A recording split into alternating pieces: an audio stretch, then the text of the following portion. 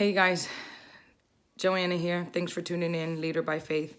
I wanted to make another video yesterday, but apparently it was not time for me to make it because you guys already know how God directs my steps. And it's so funny because this morning I woke up at 3:30 and I've been up at 6 something now. And I'm still up, but I'm really tired. I'm ready to go back to sleep. Yes, Marty, and my daughter is up. You going to watch Mickey Mouse? Okay, go ahead. Matthew's going to put Mickey Mouse on for you, okay? Go ahead. Go in Mommy's room. Go ahead. Matthew, can you put Mickey Mouse on for her, please? Thank you. Motherhood. I wouldn't change it for the world, though. So, yep. So this morning I've been up since 3:30. I'm ready to go back to sleep already, but I was up for a reason. I turned on, of course, TBN. That's my channel. I don't wake up with any other channel on. And Matthew, come get me. She said, come get her. She's so bossy. He's like, man, you woke me up early. And you want me to come downstairs and come get you in the middle of the steps? Marty, can you go upstairs? Matthew's tired. He woke him up too early. Okay? Thank you. You're such a big girl. He's going to play Mickey Mouse for you, okay?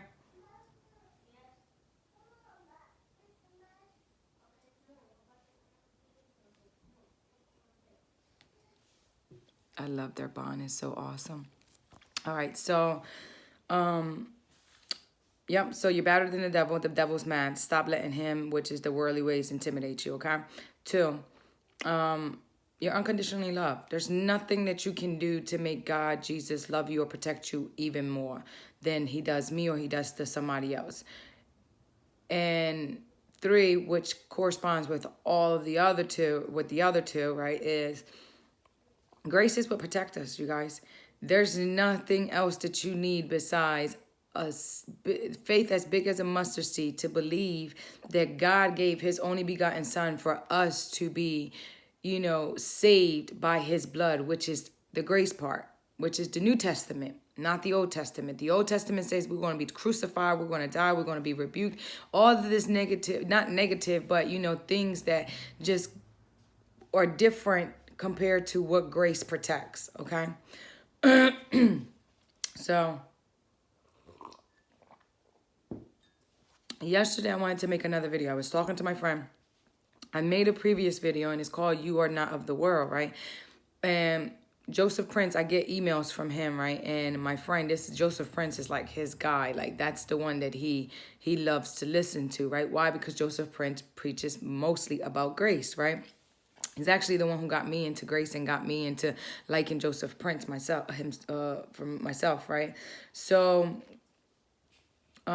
we were speaking yesterday, right? And the topic came up basically about how we are not of this world and how, when things happen, when our money get tight or when we have this dream, right? But then it's like, how are we supposed to accomplish this? God, why are you putting this inside of me when I don't have the funds for this? When I don't know the right people for this? When right? And it's so crazy because it's like, that is of the world. That's how the world thinks. That's why the world has plan A, plan B, plan C. Because they don't honestly believe from the bottom of their heart that plan A is going to work. Now, granted, plan A doesn't always work, but it's not always because you need a plan B. It's because God has something different from you than what you decided to plan. And we in the world forget sometimes, right, that we're not in control. There's nothing that we're really in control of. Did you wake yourself up this morning? No. Sorry, but I need my coffee to stay up because I'm super tired. But it was a reason why I got up at 3:30.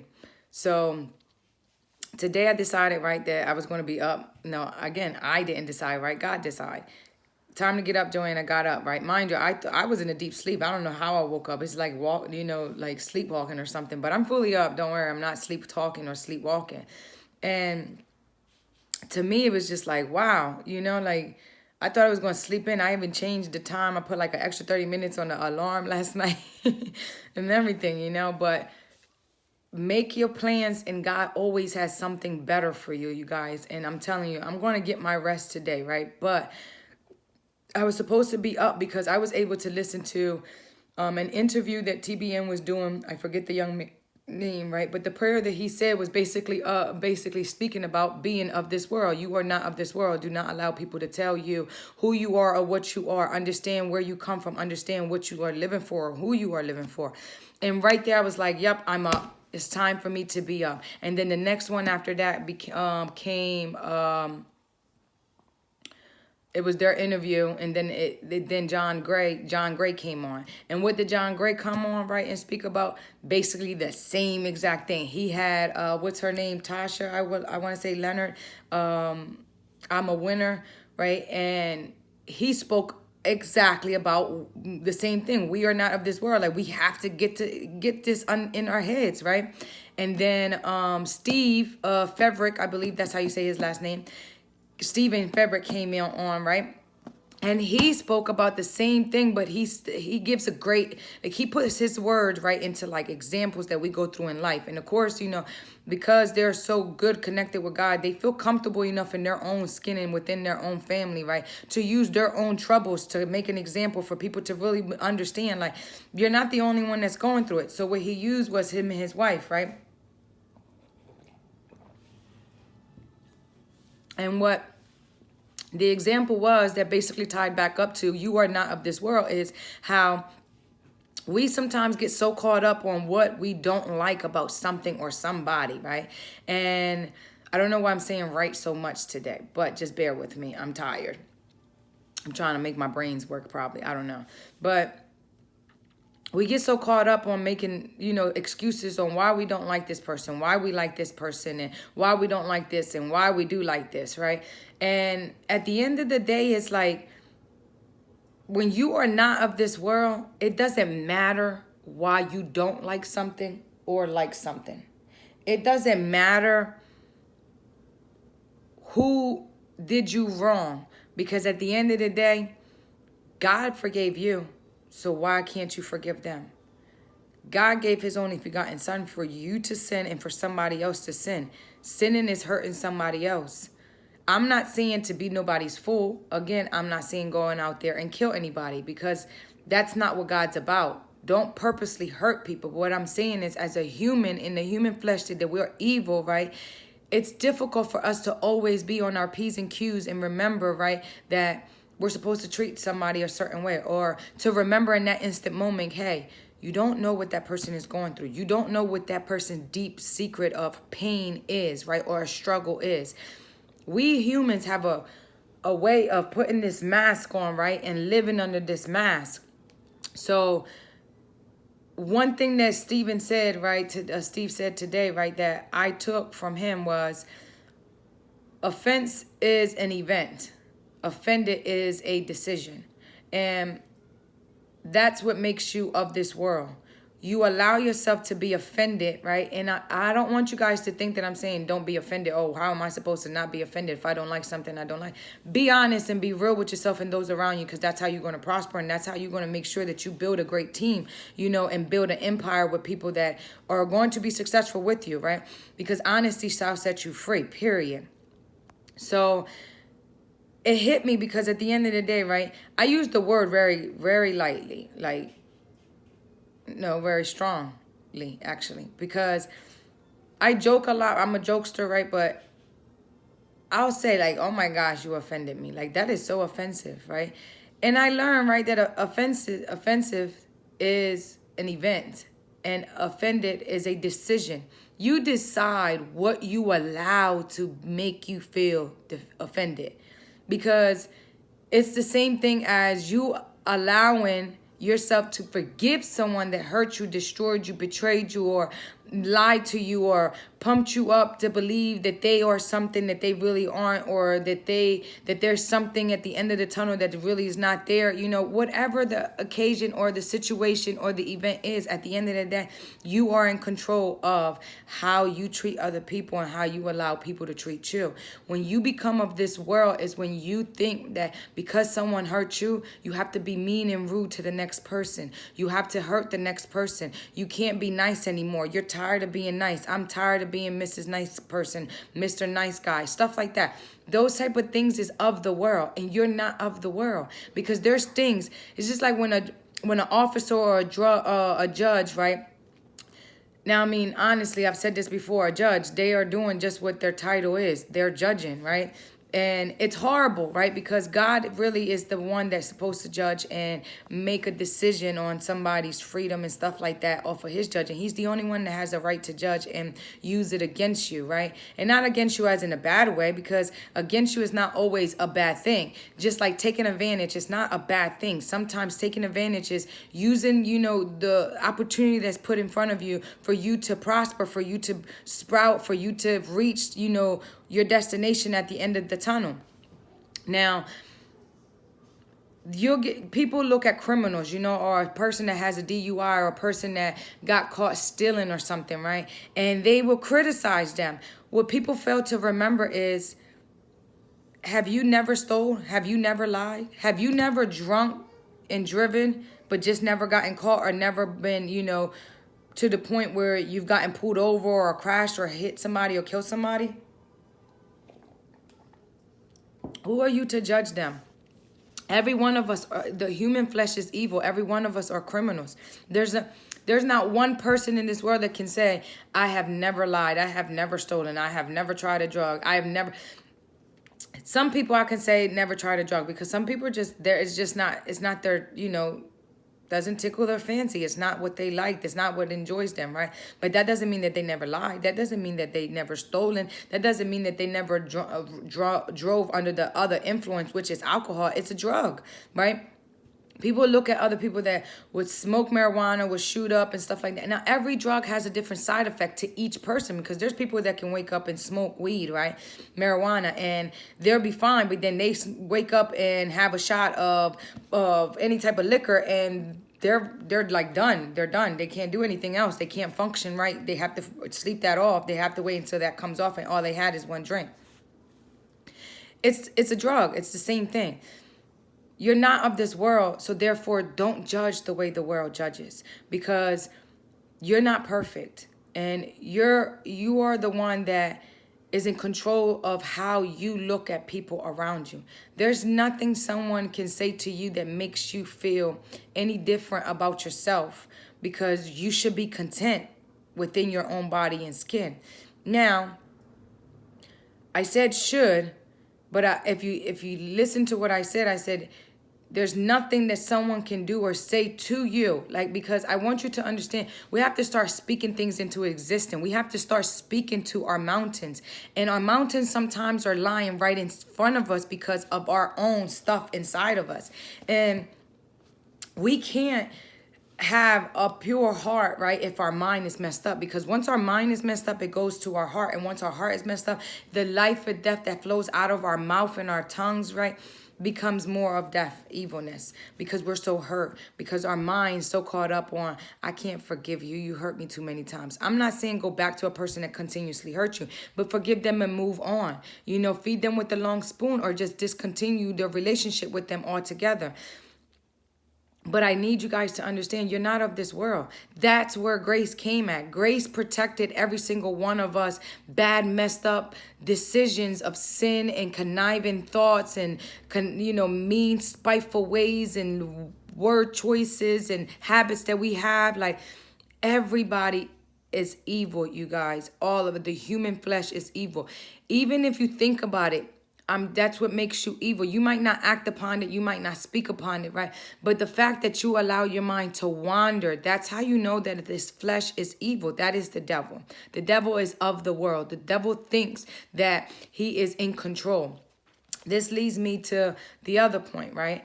Yesterday, Joseph Prince, daily devotion thing, spoke about how you are not of this world. Now, yesterday, I didn't read that. Why I didn't read that? Because I had a really busy day, and God knew that I wasn't going to catch it the way I needed to catch it, right? So it says in Joseph Prince's email, but we can rejoice in the knowledge that the devil's lease on this world is quickly running out. You guys, he has no say. You better than the devil. You see how all my three things are coming back together on everything that I say? Because I need you guys to really understand there's nothing that you can possibly do or say in the world that makes God love you more than what you already are loved. And when you love somebody unconditionally, there's nothing that they can do wrong for you to change your mind about loving them. Why? Because you love them unconditionally. That it's just period. Now, why is it that we can't forgive, but we want Jesus to forgive us? The human flesh, right? Now, if we also look at it, right, and I think her name, Tasha Leonard, right, she sings, I'm desperate. We need to be desperate. We need to be desperate for more wisdom of God, more knowledge of God. We need to be desperate to just want to seek him for every single thing that we are trying to do, trying to accomplish, because it's not us that came up with the thought and the idea or the passion. It was him that put it inside of us. It was him. It was him that allowed us to make sure we came up with this great, plan and this great ambition that we have, this great drive. It wasn't you. You didn't wake yourself up this morning. He did. And it was him that made you had them dreams. And it was him that allowed you to see, something that you needed confirmation on and stuff. It was him. God knows all truth. You don't have to be ashamed nor come to him with any small lies. We are his army. He takes the broken and he rises them up. I'm reading my notes. Sorry. Now, if you know that he knows everything, why be in denial when you go speak to him? And what I mean by denial, why is it that we feel as though we have to be telling him halfway stuff? He says, come to me boldly. Go to him boldly. Why? Because you're not of this world. The people of this world don't know how to be bold. They think boldness is putting a gun in somebody's face. They think boldness is, somebody cusses you out, I'm going to speak on it. I'm going to cuss them back out, or I'm going to chop their head off. That's not the case, because that's not what God is about. That's what the world is about, but not God. Haters will try to get you down to make you feel like changing for Jesus and living for Jesus is that you've changed. Change, and they say you think you're better. But by the grace of God, Jesus changed you for a reason. Stay focused on him. Yes, Marty.